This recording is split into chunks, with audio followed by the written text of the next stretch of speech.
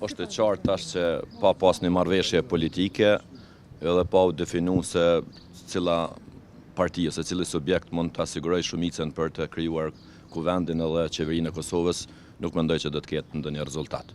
Dërsa për kryenitësinë, për mënyrën e udhëheqjes seancës kemi folë shumë.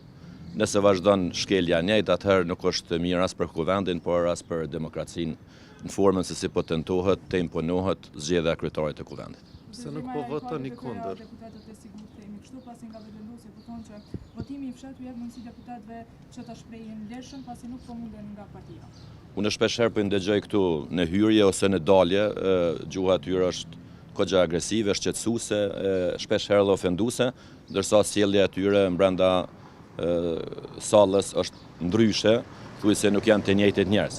Ata duhet të thirrin ndërgjegjes edhe përgjithsisht çfarë kanë, duhet të sigurojnë ngjarjet e një deputet, edhe tek atëherë mund të kemi zgjedhjet e kryetarit të kuvendit edhe konstruimin e kuvendit në plotësi. Pse nuk po votoni kundër votimit të fshehtë? Në sallë sillen pothuajse janë bashkëpunues me 120 deputetët edhe janë tepër demokrat kështu, ose edhe dashën ta quaj kështu në gjuhën pak më të butë.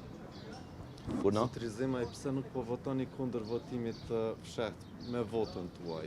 Apo kiti dëshirë ty me të përgjigja si pjesë e votimit kështu? E kom fjalën veç pse e keni zgjedhur mos me votu. Po është një ndër format e pjesëmarrjes tonë, është vendim politik, është veprim politik. E kom thënë po e përsëris, nuk mund të ndrohen rregullat në mes të lojës ose në fund të lojës.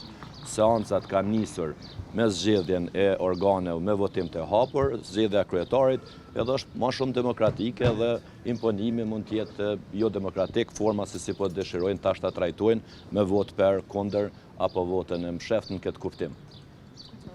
Faleminderit shumë.